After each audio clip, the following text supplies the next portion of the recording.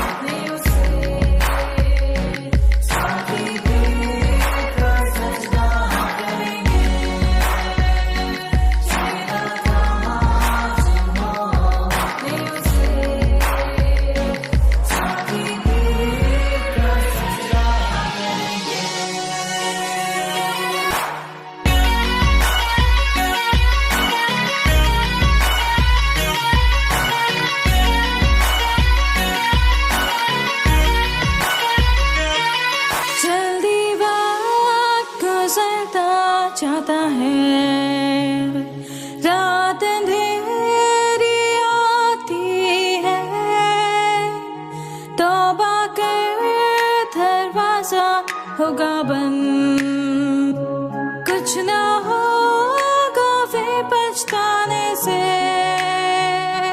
तौबा कर दरवाजा होगा बंद, कुछ ना होगा फिर पछताने से।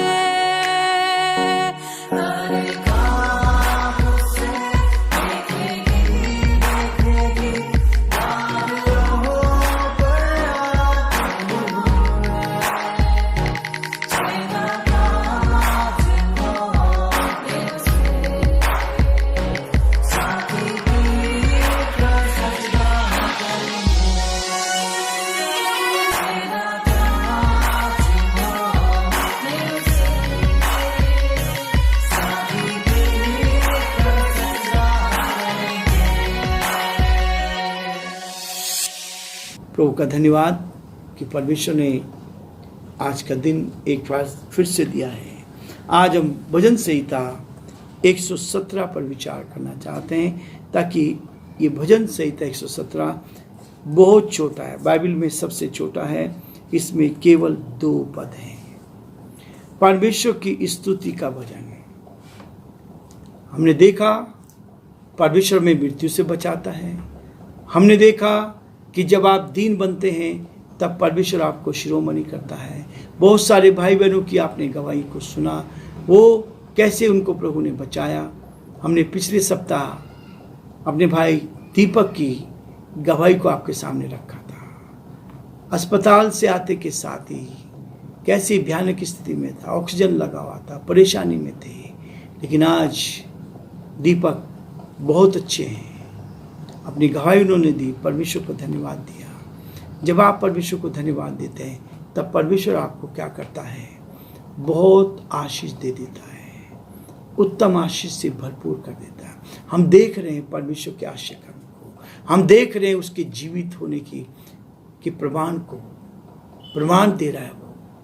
आज बहुत सारे लोग चंगाई पाकर इस बात का प्रमाण दे रहे हैं कि इस सृष्टि का मालिक, जिसने सृष्टि को 6 दिन में बनाया और 7वें दिन विश्राम किया, वो आज मुझसे आपसे क्या कह रहा है। वो इस बात को कहता, देखिए परमेश्वर का वचन भजन संहिता 117 में लिखा है, हे जाति जाति के सब लोगों यहोवा की स्तुति करो, हे राज्य राज्य के सब लोगों उसकी प्रशंसा करो, क्योंकि उसकी करुणा हमारे ऊपर प्रबल हुई है और यहोवा की सच्चाई सदा की है, यहाँ की स्तुति करो। परमेश्वर अपने इस वचन के पढ़े और सुने जाने पर आशीष दे, आमीन। प्रियो, ये भजन बहुत छोटा भजन है, लेकिन वो कहता है परमेश्वर की स्तुति करो। किस बात में स्तुति करें हम? किस बात में स्तुति करें? उसने बड़े काम किए हैं। जब ऑक्सीजन की कमी होती तब पता लगता है कि उसकी स्तुति करें, उसकी प्रशंसा करें, क्योंकि वो क्या कर रहा है, हमें ऑक्सीजन फ्री में प्रोवाइड करता है। जब आप अस्पताल से बाहर आते हैं तब पता लगता है कि ऑक्सीजन का क्या महत्व है। वो कहता है, भजनकार कह रहा है, हे जाति जाति के सब लोगों। प्रियो, ये सब लोगों के लिए कहता है, जाति जाति के सब लोगों यहोवा की स्तुति करो। केवल एक जाति के लिए नहीं, केवल एक विशेष वर्ग के लिए नहीं, सारी दुनिया के लिए आह्वान कर रहा है, सारी दुनिया को कह रहा है उसकी स्तुति करो। प्रियो, मैं वीडियो देख रहा था, लोगों ने घुटने टेक कर सड़क के ऊपर पश्चाताप करना शुरू कर दिया। अलग अलग देशों में ये हुआ है, अलग अलग देशों में लोगों ने घुटनों पर आकर प्रार्थना करना शुरू किया, पश्चाताप करना शुरू किया, अपने गुनाहों से तौबा शुरू की। उनके देश में फिर से वैसा ही शांति और चैन आ गया। हमारे देश के लोगों के लिए हमारी यही प्रार्थना है, हम दीन बन जाए। पहले मैं दीन बनूं। हम प्रभु के चरणों में झुक रहे हैं, अपने पूरे देश के लिए प्रार्थना करें। प्रियो, हम रो रो कर प्रभु से प्रार्थना करें। हमारे सारे भाई बहन, हमारे प्रभु के सारे दास और दासी, सब चर्चिज में लोग रो रो कर दुआ कर रहे हैं, परमेश्वर के चरणों में आंसू बहा रहे हैं। हमारे देश को फिर से चौंकाते होकर अपने पापों से, गुनाहों से तौबा कर रहे हैं। गुनाहों से तौबा करें, क्योंकि वचन में लिखा है, यदि मेरी प्रजा के लोग जो मेरे कहलाते हैं दीन होकर मेरे दर्शन के खोजी हो और अपनी बुरी चाल से फिरे, तो मैं स्वर्ग में से उनकी सुनकर उनके पाप क्षमा करूंगा और उनके देश को ज्यों का त्यों कर दूंगा। प्रियो, हम अपने देश के लिए आंसू बहा रहे हैं, प्रार्थना कर रहे हैं।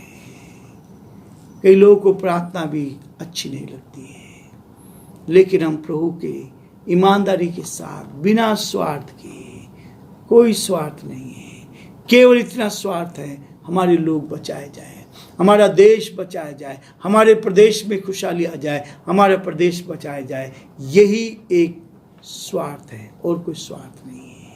परमेश्वर कहता है, हे जाति जाति के सब लोगों यहोवा की स्तुति करो, हे राज्य राज्य के सब लोगों उसकी प्रशंसा करो। उसने जो काम किए हैं उसको तो याद करे। परमेश्वर जो काम करता है उसको स्मरण करें, उसकी प्रशंसा करें, उसके नाम को सराहें। प्रियो, उसके बाद कहता है, क्योंकि उसकी करुणा हमारे ऊपर प्रबल हुई है। परमेश्वर की करुणा ही है कि आज हम जीवित हैं, ये सांस उसने दी है, इसलिए उसकी करुणा हम पर प्रबल हुई है। और यहोवा की सच्चाई सदा की है, यहाँ की स्तुति करो। परमेश्वर की सच्चाई हमेशा हमेशा तक हमारे साथ बनी रहती है। प्रियो, वो हमारे सब लोगों को आशीष देना चाहता है। वो किसी का पक्षपात नहीं करता है, वो किसी को पक्षपात की दृष्टि से नहीं देखता। हम इस बात को जानते हैं कि वो सब लोगों पर सूर्य की रोशनी देता है, सब लोगों को ऑक्सीजन फ्री में देता है, चाहे दुष्ट हो और चाहे धर्मी हो, सबको ऑक्सीजन दे रहा है। आज इसके महत्व को हम समझ रहे हैं कि परमेश्वर की ऑक्सीजन कितनी महत्वपूर्ण है।